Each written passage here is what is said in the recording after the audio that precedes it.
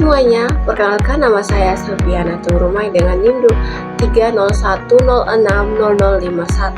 Kali ini saya akan mempresentasikan materi enzim. Yang pertama, kita akan membahas tentang enzim sebagai katalis. Jadi, enzim adalah protein yang bertindak sebagai katalis biologis, yaitu mempercepat reaksi kimia tanpa ikut habis atau berubah secara permanen. Enzim bekerja dengan menurunkan energi aktivasi yang dibutuhkan untuk reaksi berlangsung, sehingga reaksi dapat terjadi lebih cepat dan efisien pada kondisi fisiologis. Setiap enzim bersifat spesifik terhadap substratnya yang berikatan pada situs aktif enzim, membentuk kompleks enzim substrat sebelum menghasilkan produk. Contohnya, amilase memecah pati menjadi gula sederhana, dan lipase menguraikan lemak menjadi gliserol dan asam lemak. Lalu yang kedua, kita akan membahas tentang struktur molekul enzim. Jadi, enzim adalah protein sehingga strukturnya mirip dengan protein lainnya, memiliki 4 struktur tingkat struktur, yaitu pertama struktur primer, urutan linear asam amino yang dihubungkan oleh ikatan peptida. Struktur sekunder di lipatan lokal berupa helix dan basit yang distabilkan oleh ikatan hidrogen. Struktur tersier, lipatan 3 dimensi keseluruhan rantai polipeptida akibat interaksi hidrofobik ikatan hidrogen, ikatan ion, dan ikatan disulfida menentukan bentuk situs aktif enzim. Lalu yang keempat yaitu struktur kuaterner. Beberapa subunit rantai polipeptida bergabung membentuk enzim fungsional, atau misalnya hemoglobin sebagai protein transportasi meskipun bukan enzim. Prinsip kuaterner sama untuk enzim multimerik. Selain itu, enzim sering memiliki situs aktif, yaitu lokasi spesifik tempat substrat berikatan, dan beberapa enzim membutuhkan kofaktor atau koenzim, ion logam atau molekul organik untuk aktivitasnya. Dan sama seperti struktur sebelumnya, jadi ini adalah struktur enzim yang terkandung di dalamnya ada 4 struktur, yaitu struktur primer, struktur sekunder, tersier, dan kuaterner. Itu pada gambar slide ini. Yang ketiga, kita akan membahas tentang klasifikasi dan tata nama enzim. Yang pertama, klasifikasi enzim. Berdasarkan jenis reaksi yang dikatalis, enzim dibagi menjadi 6 kelas utama. Yang pertama, oksidoreduktase, mengkatalis reaksi oksidasi reduksi, misalnya dehidrogenase. Lalu transferase, memindahkan gugus fungsional dari satu molekul ke molekul lain, misalnya transaminase. Lalu hidrolase, memecah molekul dengan bantuan air, misalnya lipase, amilase, protase. Lalu lias memutus atau membentuk ikatan kimia tanpa air, misalnya privat dekarbokilase. Lalu isomerase mengubah isomer suatu molekul, misalnya fosfodigliserat mutase. Lalu ligase atau sintetase menggabungkan 2 molekul menggunakan ATP, misalnya DNA ligase. Lalu yang kedua, kita membahas tentang tata nama enzim. Tata nama enzim biasanya mengikuti aturan substrat plus jenis reaksi plus minus AC. Contoh, laktase menghasilkan memecah laktose, DNA polimerase membentuk polimer DNA, alkohol dehidrogenase mengoksidasi alkohol. Lalu D atau keempat, kita akan membahas tentang mekanisme kerja enzim. Enzim bekerja dengan mempercepat reaksi kimia tanpa ikut habis. Mekanismenya melibatkan beberapa tahap: pengikatan substrat berikatan dengan situs aktif enzim membentuk kompleks enzim substrat. Ikatan ini bersifat spesifik seperti kunci dan gembok. Yang kedua, pembentukan kompleks transisi. Enzim menstabilkan substrat dalam bentuk energi tinggi sementara transisi sehingga ikatan kimia lebih mudah dipecah atau dibentuk. Lalu yang ketiga, reaksi kimia substrat diubah menjadi produk melalui pengutusan atau pembentukan ikatan kimia dengan energi aktivasi yang lebih rendah. Lalu yang keempat, pelepasan produk-produk terlepas dari situs aktif dan enzim kembali ke bentuk awalnya sehingga dapat digunakan lagi.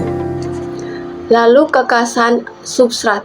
Enzim bekerja dengan mempercepat reaksi kimia tanpa ikut habis. Mekanismenya melibatkan beberapa tahap.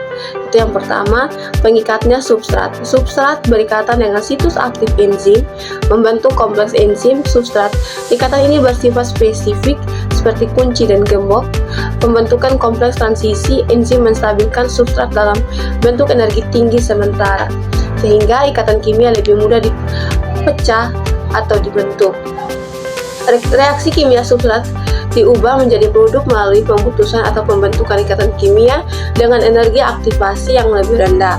Pelepasan produk-produk terlepas dari situasi aktif dan enzim kembali ke bentuk awalnya sehingga dapat digunakan lagi.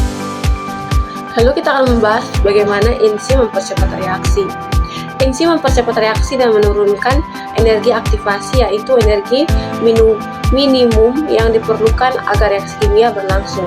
Dengan adanya enzim, substrat lebih mudah mencapai kompleks transisi karena enzim menstabilkan bentuk energi tinggi.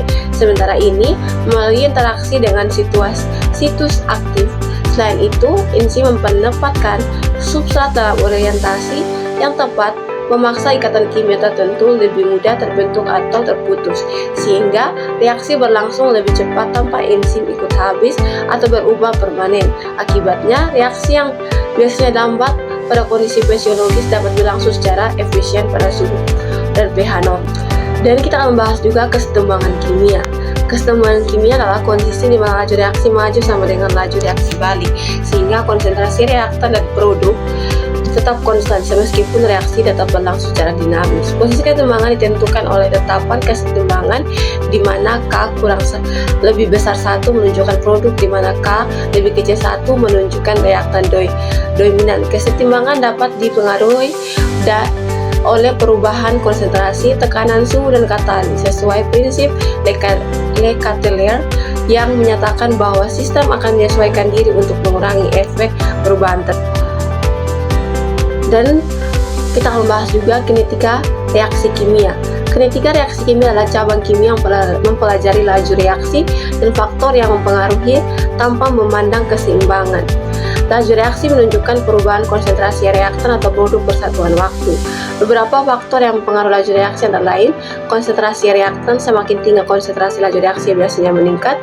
Lalu suhu, katalis, tekanan, dan permukaan mempercepat reaksi. Selain itu, kinetika reaksi dapat digambarkan melalui persamaan laju reaksi dan order reaksi yang menunjukkan hubungan kuantitatif antara laju reaksi dan konsentrasi reaktan.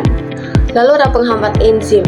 Penghambat enzim adalah kondisi di mana aktivitas enzim berkurang atau berhenti akibat adanya penghambat atau inhibitor. Ada beberapa jenis penghambatan, yaitu pertama penghambatan kompetitif. Inhibitor memiliki struktur mirip substrat dan bersaing dengan substrat untuk mengikat situs aktif enzim. Aktivasi enzim dapat dipulihkan dengan menambah konsentrasi substrat. Contoh, metanol menghambat enzim alkohol dehidrogenase. Penghambat non-kompetitif. Inhibitor mengikat enzim di luar situs aktif, mengubah bentuk enzim sehingga substrat tetap bisa mengikat tetapi reaksi lebih lambat. Penambahan substrat tidak menghilangkan hambatan. Penghambatan kompetitif.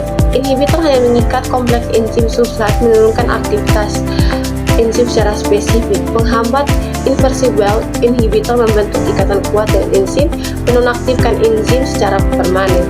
Contoh, sanggalik sianida terhadap beberapa enzim. Penghambat enzim penting dalam regulasi metabolisme dan pengembangan obat-obat karena dapat mengendalikan laju reaksi biologi. Dan juga kita akan membahas regulasi aktivitas enzim. Regulasi aktivitas enzim adalah mekanisme yang mengontrol kecepatan reaksi enzimatik agar sesuai kebutuhan sel. Regulasi ini dapat bersifat intraseluler atau ekstraseluler dan dilakukan melalui beberapa cara, yaitu pengaturan konsentrasi enzim aktivasi atau inflasi reversibel, modifikasi kovalen, allosterik, umpan balik. Lalu ada penerapan enzim. Enzim banyak digunakan dalam industri, laboratorium, dan kehidupan sehari-hari karena kemampuan mempercepat reaksi kimia secara spesifik dan efisien. Contoh penerapan enzim antara lain industri makanan dan minuman.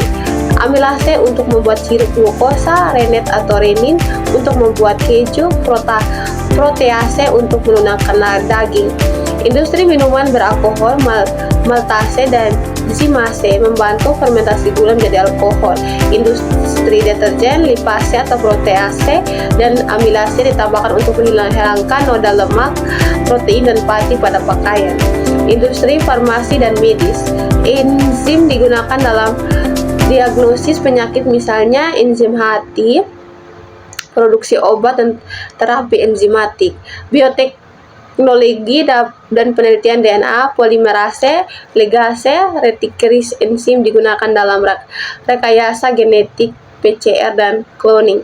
Penerapan enzim memanfaatkan spesifitas substrat, efisiensi reaksi dan kemampuan bekerja pada kondisi fisiologis sehingga lebih ramah lingkungan dan hemat energi dibanding reaksi kimia konvensional.